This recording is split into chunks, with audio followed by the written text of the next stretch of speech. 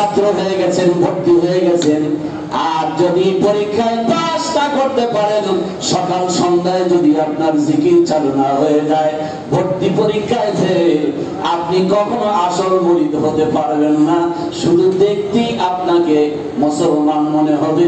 কাল বলেছিলাম, সমাজকে দেখাতে তুমি পড়ো যে নামাজ, ও নামাজ হবে না তো পরকালের কাজ। বলুন, সমাজ দেখাতে তুমি পড়ো যে নামাজ, ও নামাজ হবে না তো পরকালের কাজ।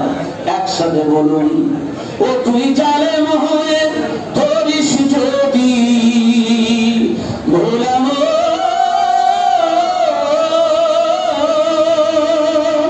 ও তুই জালেম হয়ে ধরিস যদি আলেমের সাজ,